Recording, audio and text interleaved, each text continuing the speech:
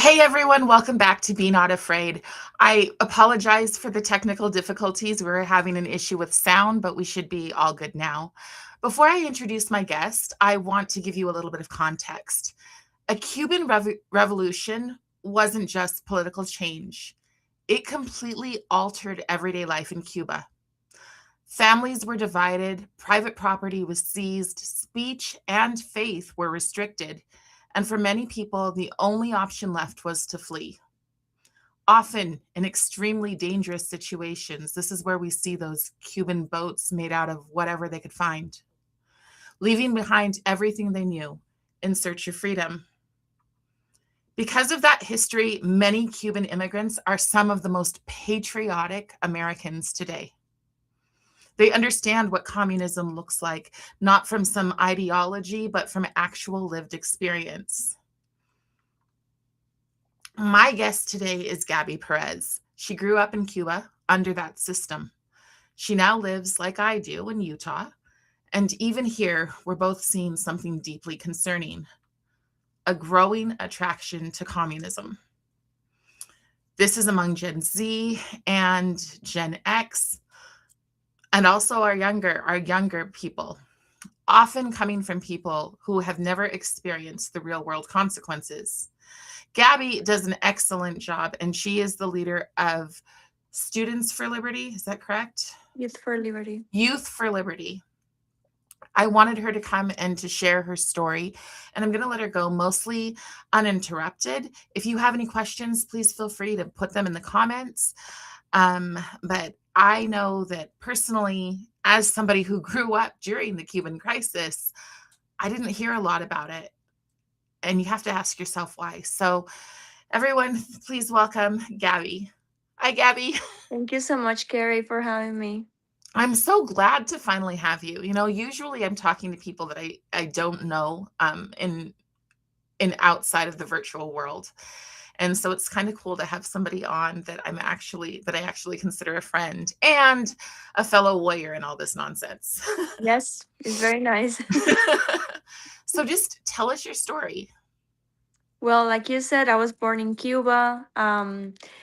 Life in Cuba is very different from here. And even though I tell you everything about it, you will still not understand what it is like because it's so weird. It's like living in a different planet, okay?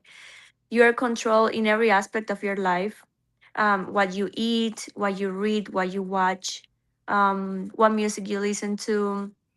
Especially the time I lived in Cuba, there was no internet at all. So I had pretty much no contact with the outside world. Okay. Um, we are given a ration food card and we have to buy with that one bread per person a day, five eggs per person a month. So food is very limited and there is no toilet paper. I always put that example because toilet paper is so necessary. Like that's a very necessary thing in your life and something that we use every day in the US, but that is a luxury in Cuba. So I remember one time they were selling toilet paper at the store, which was very weird. And my mom went to buy a few of them. They didn't let her. She was only allowed to buy one toilet paper roll. Okay, so it's very frustrating to live in Cuba, but because I grew up in that society, I kind of got used to it. And once I left, I was able to see what the real world was like, and it was very shocking. I did imagine there was something different outside of Cuba because my parents worked in tourism in the tourist area, and my mom was a waitress, and my dad was in the front desk in a hotel. So they actually had a lot of contact with tourists, and they knew what the world outside was like. They came back home and told me about it, but when I went to school, I was totally brainwashed. So there was a point in my life that I didn't know what to believe. If I should believe my parents or if I should believe the school and everything that I watched on TV, that the US was bad, that the US was evil, that they wanted to kill every Cuban and bomb the country. So I did imagine something good outside, but I couldn't really know what it was like, until I left. When I left Cuba, I remember it was the most beautiful day of my life. I went to Spain first, and I went to a market, a grocery store. I remember the doors open by themselves, and I stood there, and I was like, should I walk in? Should I stay out? I didn't know what to do, and I was like, this is so impressive. That doors just open automatically. And I walked inside the store, and there was so much food and colors, and I remember seeing just a lot of boxes, colorful boxes. It was probably like cereal and candy and who knows what. And I was like, oh my gosh, there is so much to look at, so much to learn about and to eat. And I remember my dad bought Spider-Man cake. It had a picture of Spider-Man on top. And I asked, do you eat the Spider-Man too? And that was so impressive to me, you know? It was crazy that you could eat the picture on the cake. And then I saw a lady with a big shopping cart full of food. And I told my dad, that lady's probably rich. Look all the food she has in there. And my dad said, no, no, no, no. Here, everybody can buy anything they want. Even the poor people, the government gives them aid and they can buy what they need, you know? So those are some of the first things that I noticed when I left Cuba. And you're probably wondering how I left Cuba. Yes. But yeah, so it's really hard to leave the country. They don't let you leave just because. It's not like Mexico or any other Latin American country where you can get a visa to work here or to study here. To leave Cuba is very, very difficult. That's why most people do it in a raft, especially back then when I left. There was a policy here in the US that was called the dry feet, wet feet policy, which basically meant that if you were Cuban and you got here to the US, you were caught in dry land with dry feet, you could stay legally. Oh, That is that's why there were so many people coming in rafts back then. Still today, but less. So explain. Did you just say if you got here with dry feet, you could stay? yes. So basically if you came in a raft and they caught you in the water, they would send you back. But Okay. if they saw you in the dry land and the sand or whatever else, you could stay And when legal. did you come? When did So yeah, so that's what I'm getting. So Okay, my sorry. dad wanted to come. No, it's okay. My dad wanted to come that way, but my mom was so worried about him. You know, Mhm. the plan was maybe he could come first in a raft, and then he would file the petition for us, for his family. But that would take long time. That was illegal to leave Cuba that way, and also very risky. He could die. He could lose his life in the ocean. So we decided to go the longest way, which was we found out that we had a ancestor from Spain, and the Spanish embassy was letting people to become Spaniard citizens through their ancestors. So I became a Spaniard citizen, my mom, my sister, everybody, and we were able to live to Spain as Spaniards. We had never been out of Cuba, but because we had a Spaniard passport, the Cuban government let us leave, Okay. which was not a right we had as Cubans. It's very ironic. But we went to Spain, and then from Spain, we came to the US as Spaniards on a plane very easily, thank goodness. And once we got to the airport, we had dry feet, so we were able to get the dry feet, wet feet policy, and we were able to stay. So Wow. the wait was long. Yes, a lot of sacrifices. My mom and dad had to leave before us to Spain. It was crazy, but it was worth it because we were safe. We didn't have trouble with the Cuban government. It was not dangerous for us to leave, and we were able to come here legally as well. So everything worked out at the end. Well, and your family was very everyday people, it sounds like. Front desk, waitress. We're not talking professionals with something No, to as some people would say, to offer. I have a little bit of a video that I found interesting. I was just trying to learn a little bit about Cuba. Did you say Cuba or Cuba? in Spanish, Cuba. Cuba. Okay. Mhm. I prefer to say it the right way. So I'm just going to play this little less than a minute video here because I think it's kind of telling the things that we don't learn about history. And the crazy thing is that when this video was made, I was in high school. This should have been the thing that we were learning about, but we didn't learn a thing that I can remember. Closer, you'd have to push it away with the oars. They were empty rafts. I have ordered that illegal refugees from Cuba will not be allowed to enter the United States. The situation becomes critical. President Bill Clinton announces that those fleeing Cuba would be intercepted at sea and sent to the U.S. naval base in Guantanamo.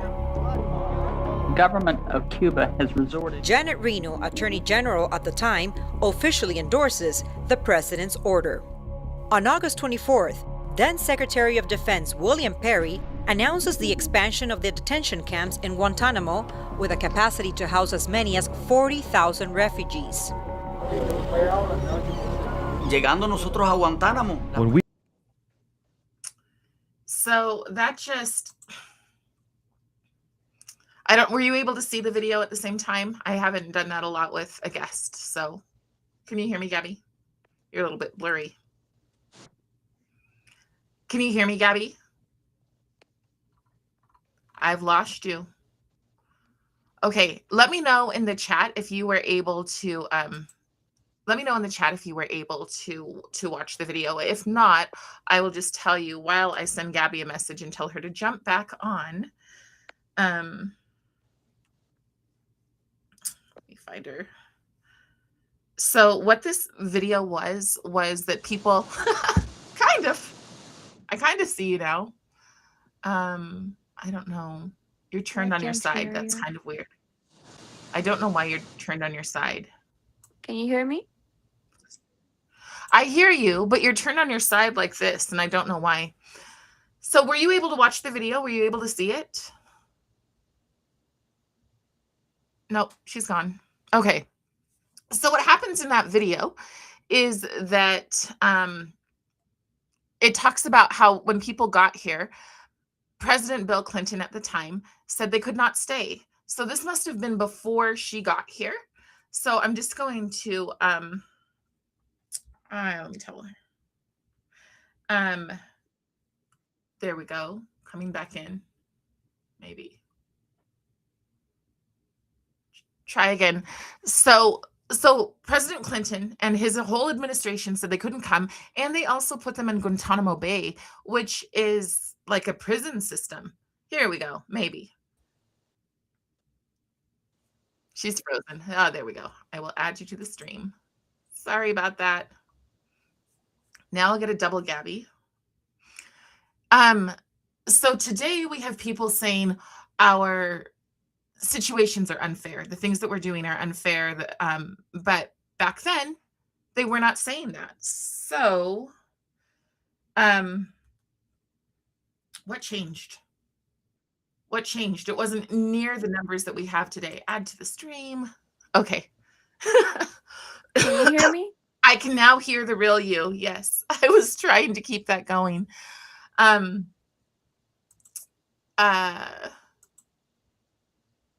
So were you able to watch the video, Gabby, when I showed it?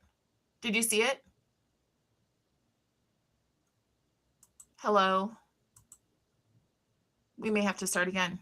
No, can you hear me? Gabby?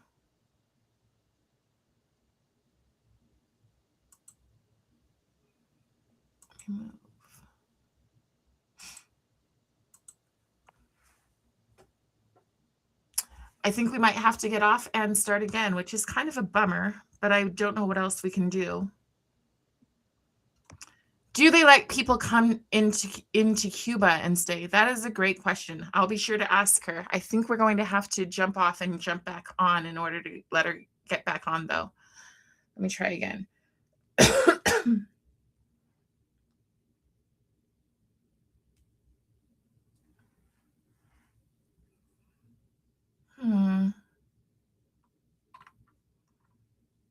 Well, that's okay. We'll try again. We'll get off and start this thing all over again. It'll be okay, I guess.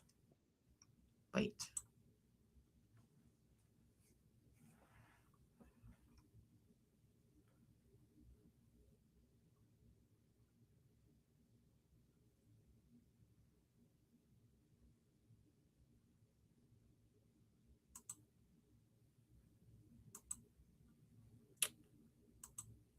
Hmm.